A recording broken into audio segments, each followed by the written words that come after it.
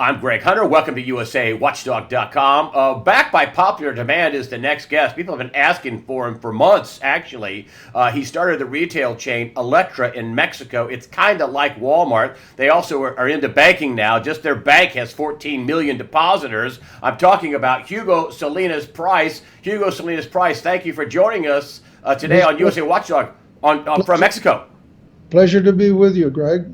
Good to be here. I know a little history about Mexico, and for 300 years you had the most stable currency, on this side of the world, and it was because of silver.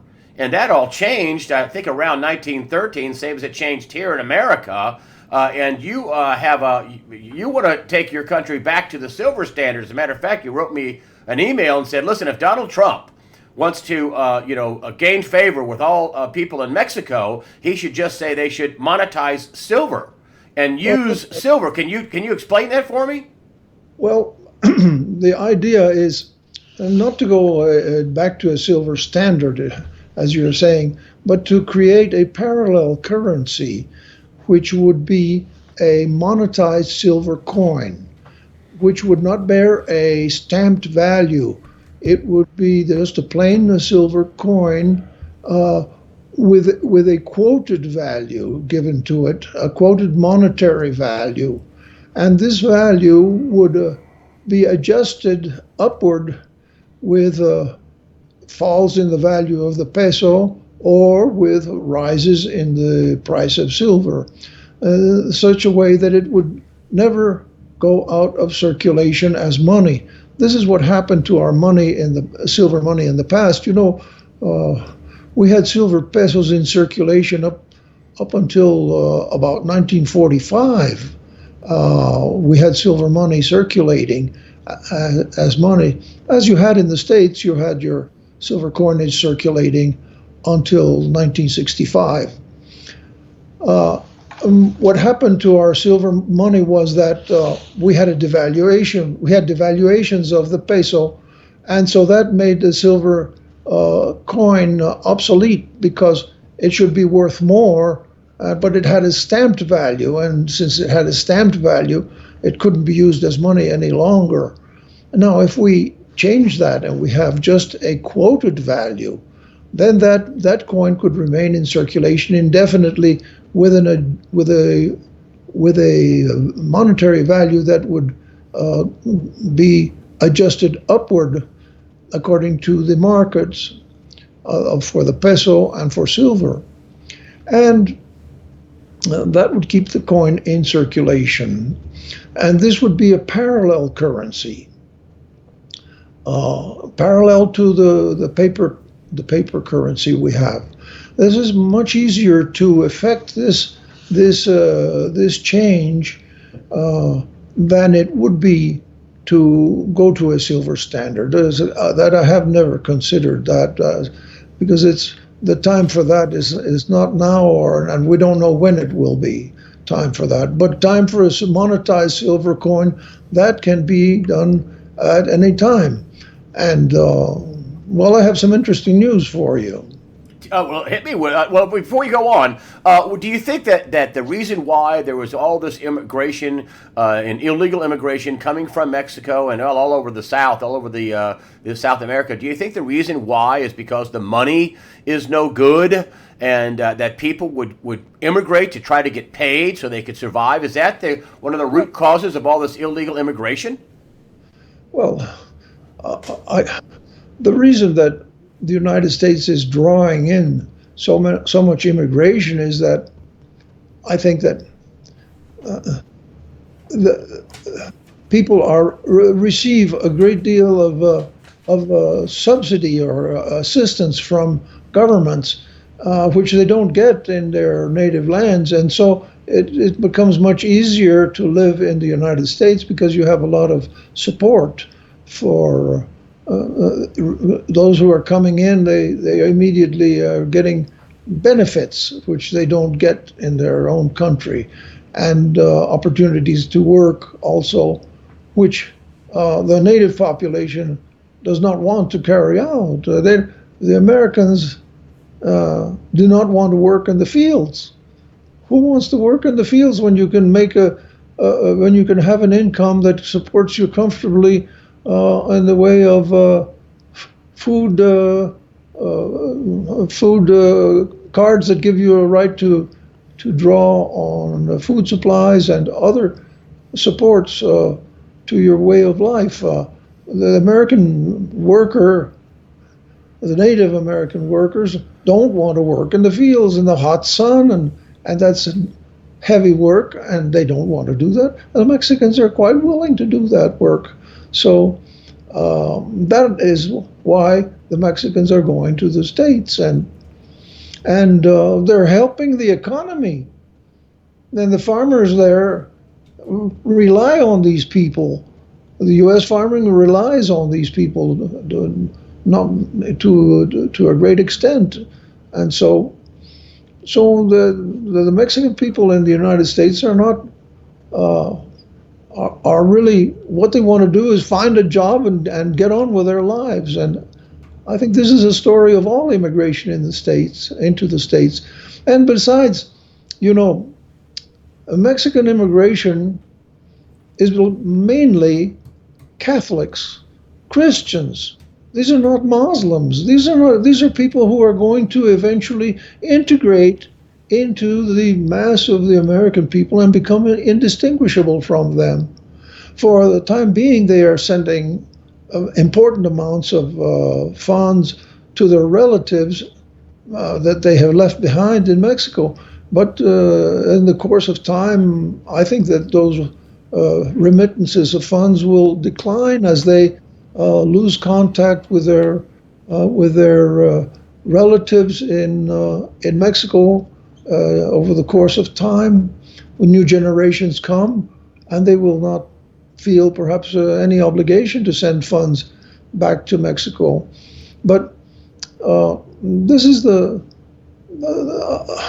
now why Mr. Trump has taken it into his head to insult Mexico and to rub in the insult. But you do realize that a country has a right to decide who comes in their country, and as you said, there is a lot of subsidies for the illegal immigration. So, if somebody goes to Mexico illegally, you could spend 2 years in a Mexican prison. So, there is that on to his good. I agree with you, Greg. The United States is perfectly within its rights to limit immigration. Now, I have said that to some of my Mexican colleagues, and they don't like to hear it, but that's a fact. The country has a right to stem immigration, undoubtedly. But it's quite another thing to insult and to say, for instance, we're going to build a wall. Greg, building walls is an indication of weakness. Why the Chinese built their Great Wall? They were afraid of the Mongols. Now tell me, is Mr. Trump afraid of Mexico? Why build a wall? Isn't the operation of the immigration service, the border control, isn't it sufficient? It's apparently not sufficient to restrain the immigration. So Mr. Trump is building a wall, but on top of that, he says, and Mexico is going to pay for it. Now that's an insult.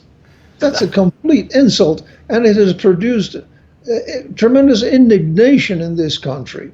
And that indignation has resulted in something that is worthwhile, because as a result of that insulting behavior on the part of Trump, which I think is rather psychopathic, why he said in other... it's not psychopathic to have a border. It's not psychopathic to keep people out of your country that are getting benefits and voting illegally in the country. I don't want to debate you, but that is happening in America. So he wants to build a wall. Well, okay, but why rub in that Mexico is going to pay for it? That's gratuitous insult. That's just him being him. That's just That's just him theater, I guess. I don't know. That Well, Mexico's not going to pay for the wall. It's it's pretty theater, obvious. but it's a very good theater to insult.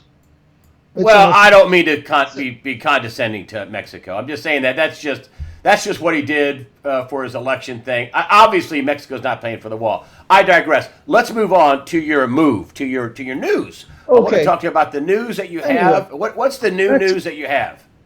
the Mexican people have felt uh, insulted, mostly not by the wall, but by the fact that Mr. Trump said that we are going to pay for his wall. So to move on, what has the indignation here produced? Very interesting, very interesting response. We have a member of our Congress who has revived the idea of monetizing silver. Now that's quite for me quite amazing, because I left the project of monetization of silver years ago, and I've left it dormant. And this person in the Mexican Congress takes it into his head that we should have silver money again, monetize the silver coin, and that means that the idea of silver has remained latent within the Mexican population, and I think this is a very good sign. And I want to Wouldn't and just like not to interrupt you, but wouldn't that be good for Mexican people for savings? Wouldn't that be good for buying? Wouldn't that be good for the Mexican economy, where you wouldn't have so many desperate people wanting to get out of Mexico and go work somewhere else? I mean, wouldn't that be good for Mexico monetizing silver? well, according to the Keynesians, it would not, because the Keynesians are against savings. They want people to spend, but that is false doctrine, because all progress, all material progress comes from savings.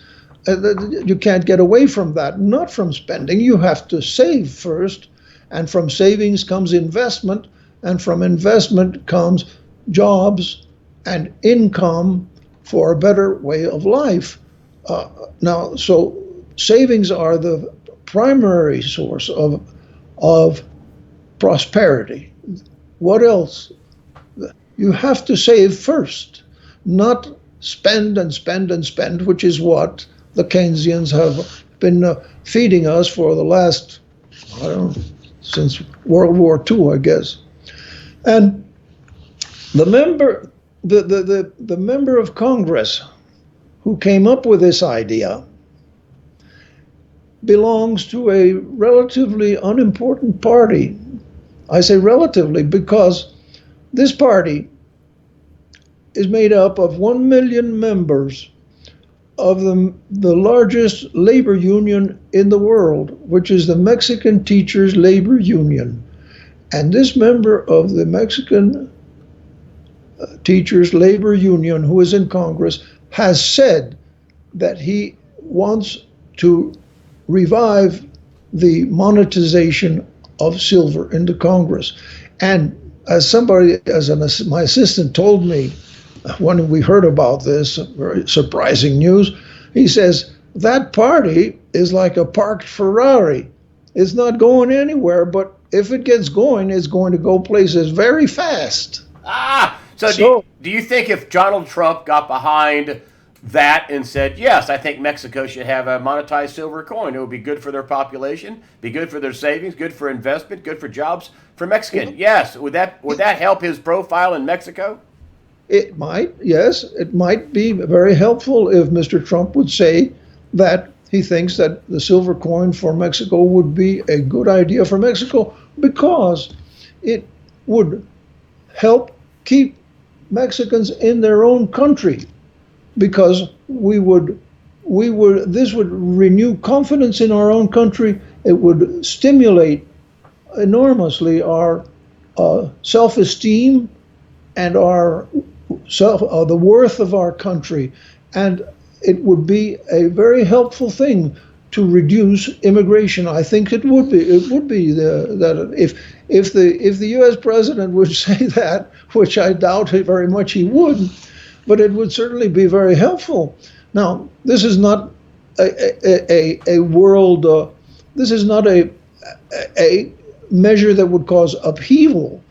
It would be a very simple measure, and it would leave our monetary system relatively untouched, except that there would be a competition between the banks and the people. The banks want deposits, and the people would want silver coins. So you see, the banks are not necessarily interested in the silver coin because the silver coin would not be the object of deposits. It would be money that would remain in the hands of the people.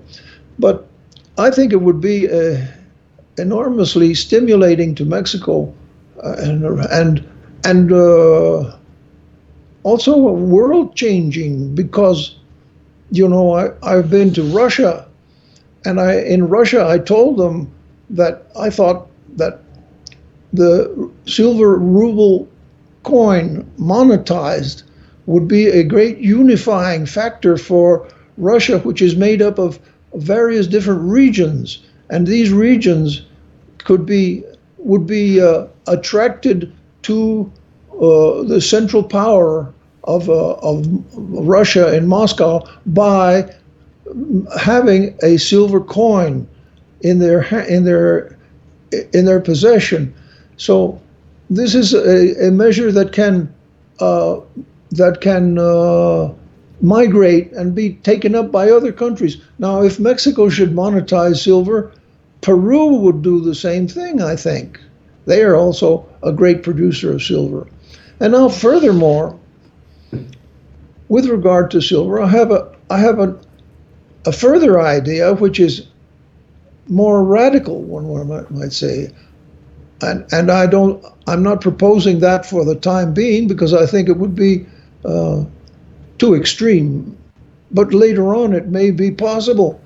In other words, this measure is to have a Mexican central bank monetize all of our silver production, not just what the Mexican people want to save, but all of it, and use this monetized silver as a means of foreign exchange, as money for foreign exchange, in addition to the dollar. And I'm sure that no country in the world is going to reject selling what they have to sell to Mexico and being paid with silver pesos. And Mexico is the largest producer of silver in the world, and if we, like China, kept our silver bought by the central bank and turned into money, then we would have a monetary independence. Now, for the time being, I think that this would be a very dangerous measure for us to even to consider, because the United States would be, the deep state in the United States would soon find a way to invade us and cause havoc here if we dared to do such a thing. But monetizing the silver coin for the purpose of providing Mexican savers with something that will grow in value as they hold it, I don't think that would. That's radical enough, and would be a very beneficial measure for us. Sounds like the real villain isn't Donald Trump, because the deep state hates him. The real villain are the central banks in America and in Mexico, and the deep state, and I'm sure Mexico has one too. The deep state in the U.S. and Mexico, really the deep state and the central banks, are against the people, are they not? Well, yes, because the central bank foiled the measure that was about to pass in Congress. When was it? Several years ago. We came very close to having the Congress approve legislation monetizing the silver coin, which the central bank would be forced to carry out. But the central bank prevailed, so they are against this. They're Keynesians. They've all been educated in the Keynesian philosophy, and the head of our central bank has already got a job lined up as head of the Bank for International Settlements in Basel, Switzerland. So what can we expect from them? Well, when you put silver and gold coins, and you're just talking about silver right now in the hands of the people, that gives people power. I don't care which side of the border it is. It's in America or in Mexico, and I think we have a coming problem, and I wanted to talk about that because you had said something really important, and we have a coming problem. It's going to highlight your request for silver in a flight to real money and to solid money that will retain its value and wealth. And you had said that we have all these bonds, and they're like dark clouds over our heads. And when they start to liquidate, this is almost exactly what you said. It's going to rain money. Can you explain that and give us an update on that, on the bonds, the dark clouds, when they start liquidating? It's going to rain money. Well, all these clouds overhead are denominated in the trillions and trillions. I mean, there's now hundreds of trillions of debt hovering above the world. It's like a dark cloud. Now, when there comes a point where that wants to be liquidated,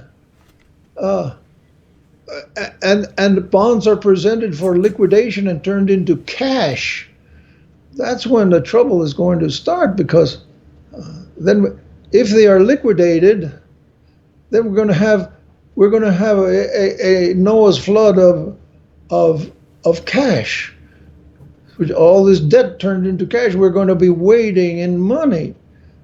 For the present, all that debt is hovering above us, but it will, if it seeks liquidation.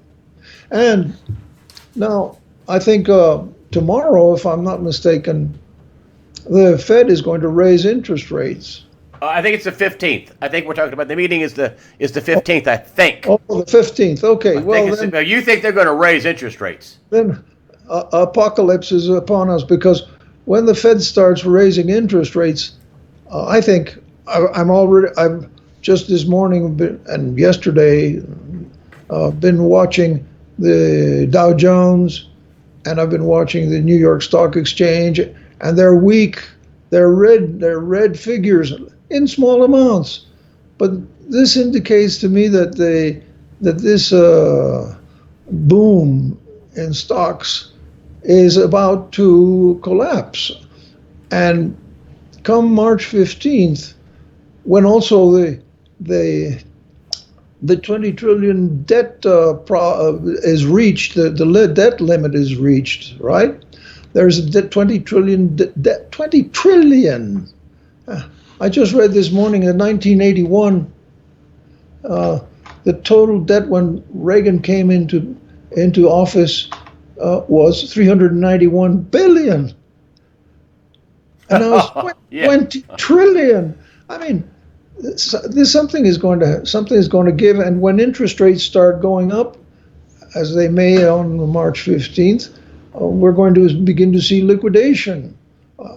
People are going to say, well, bonds are falling in value because the interest rate is going up. Maybe I should get rid of my bonds. And with regard to stocks, I think also that the boom that has taken the Dow Jones up to over 21,000 at one point, I think that it's also going to collapse. I think there's a big collapse coming, and I think that the gold is being hammered in preparation for what's going to happen. I think it's being taken down so that when it starts to go up, it'll start to go up from a lower level, you see. But that's just my opinion. Do you think we'll have a hyperinflation because of all these bonds that are liquidated? Is that what you're forecasting? Well, I don't know if it's going to happen now, but eventually something is going to happen with all this huge amount of debt. It just can't go on. It can't go on. And how is it going to end? It's going to end badly. A lot of wealth is going to disappear. And you think that they are hammering gold, and they sure have been hammering gold. You think they're hammering it because they know what's coming and they want it to come up from a lower level? Maybe that's a reason. Now, that's just just a suspicion I have, um, because with all this uncertainty in the world, I can't see that gold is going down in a natural form. The gold market is totally manipulated. It's no, there is no, there is no free market in gold, and I think that that might be a reason that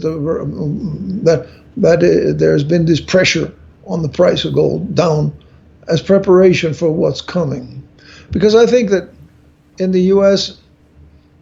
on March 15th, all hell is going to break loose, uh, because the U.S. has reached a debt limit. There is already, the federal government, I understand, has only about 200 billion left, perhaps less at this point. And by next week, the feds will have run out of money, and the debt ceiling will have to be raised, and there's going to be a lot of commotion about that. But, so there we are. And when the bonds liquidate, I just want to when the bonds liquidate about what's coming, describe to me what you think is coming. In what respect? And the liquidation of the debt and that kind of thing, and people and rates going up and then raising rates and people selling their bonds. What do you think that means is coming in the beginning of and the longer term? What's coming in your when you say in preparation for what's coming? What's coming in your mind? What's coming? The breakdown of the stock market is what it seems to me most vulnerable right now. I think it's utterly in stratospheric territory, and when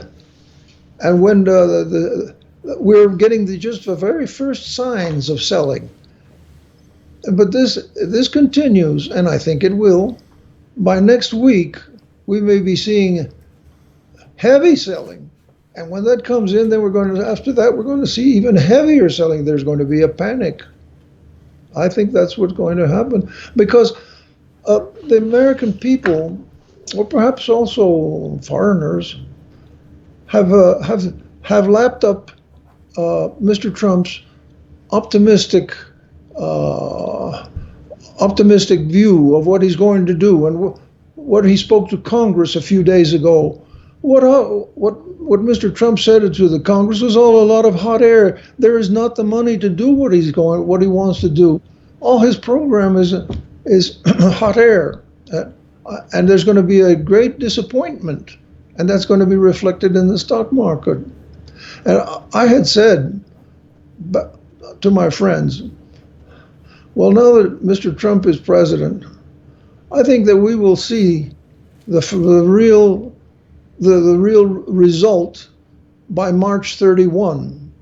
Well, we're in March, and maybe if it's not March 31, well, it'll be in the first 6 months of this year. You mean the result of of all the money printing and all the debt that has built up over the last, I don't know, 10, 15, 30 years? Is that what you're talking about? Well, I don't think that debt grows on itself. It seems to me, I really don't see how the world is going to recover sanity from where we are at present, except with going through a period of tremendous liquidation and coming back to earth. I don't know. Maybe it will take a nuclear war for that to happen. Maybe. I don't know. Go ahead. Go ahead. Hello? Go ahead. Go ahead. You were going to say something else? You said maybe it might take a tremendous nuclear war. You think that ultimately that this could kick us into a war type footing around the world if things get worse and bad enough?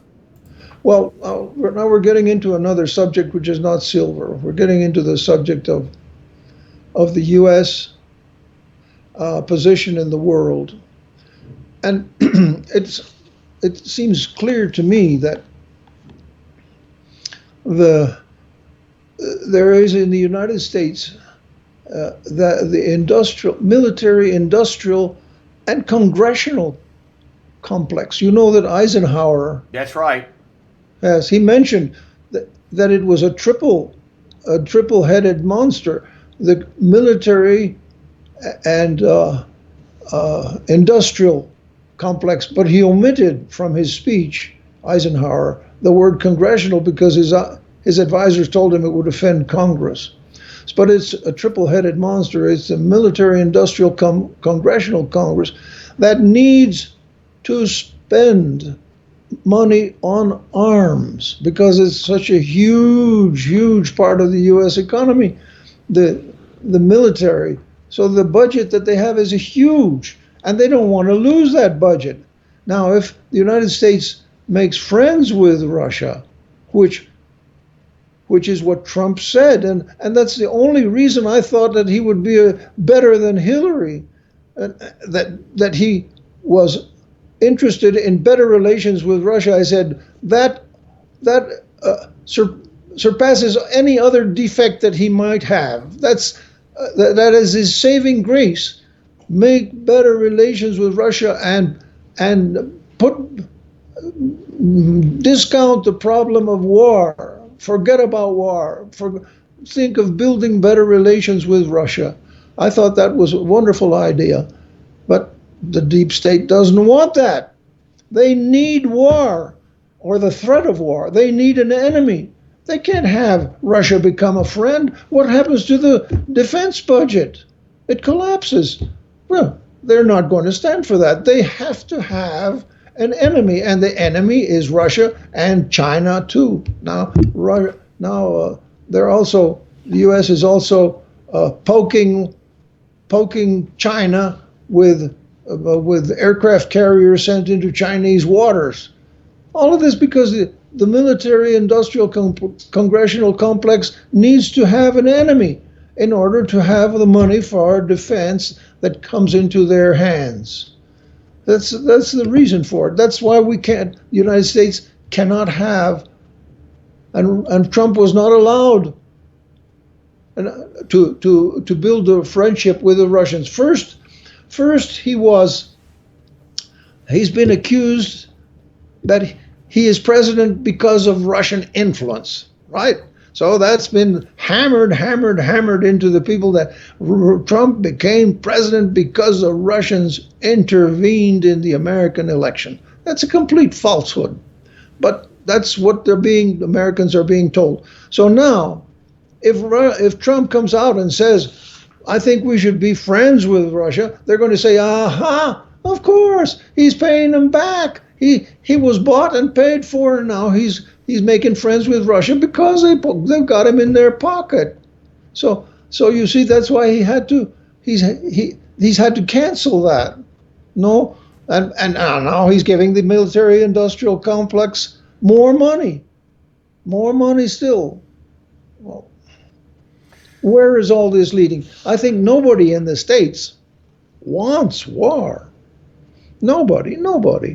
They don't want war. But they want to have an enemy so that they can have all the money that comes from defense spending. But when you have this huge investment ongoing every year, hundreds of billions of dollars for defense, hundreds of billions of dollars, and it always grows.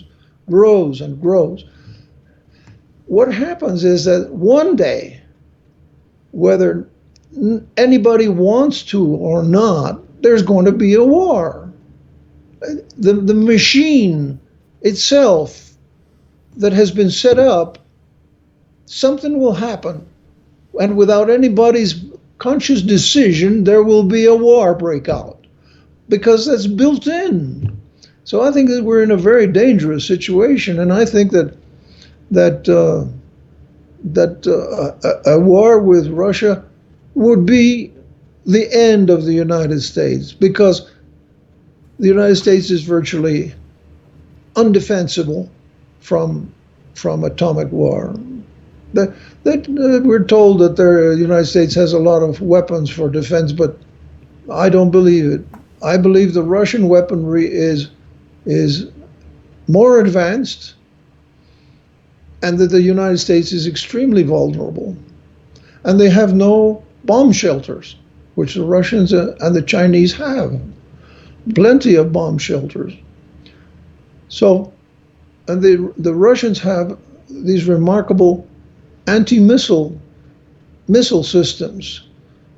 Each one has been perfected. First, they started with the S-300s, which they have now in Syria, I believe. Then they went to the S-400. Then they now have the S-500. And I think, if I'm not mistaken, President Putin said that the airspace of Russia is now virtually sealed with these anti-missile batteries. So, in any war, a nuclear war between the United States and Russia, the U.S. is going to be the loser, and it will be the end of the United States as we've known it. That's what I think that is the very serious situation now with this power of this military-industrial congressional complex that is fixated on the income from defense spending. That they would have to be in some way canceled, and I don't see how they can be canceled. That is too powerful.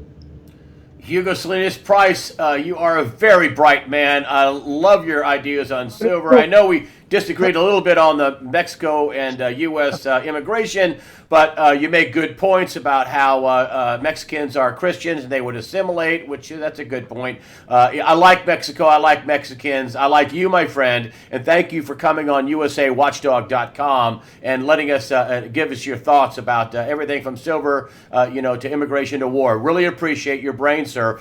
Before we get off, tell everybody about your free website. It's plata.us, the English version. Plata. My website is very backward, and I haven't improved it over the years. But it's free. It's free. Plata is free. Plata means silver in Spanish. Okay. Plata.com.mx. Plata.com.mx. That's the U.S. version of it. Thanks very much for giving me a chance to blow off here. Oh, sir, people love you. Your brain is like huge. You're very smart. You're very well. You represent Mexico very well. And people don't realize that there's a lot of very wealthy people in Mexico. Some of the most wealthy. Go ahead. We just had the PGA here in Mexico playing golf in Mexico City. It was a tremendous success. There's a huge amount of wealth in Mexico. People don't realize this. Some of the richest people in this hemisphere live in Mexico, and not just you, but many other people. So thank you so much for giving us your insight south of the border. You're a very bright guy, and you showed why you're a favorite to everybody here on USAWatchdog.com. Hugo Salinas Price, thank you for joining us today on USAWatchdog.com. Bye-bye.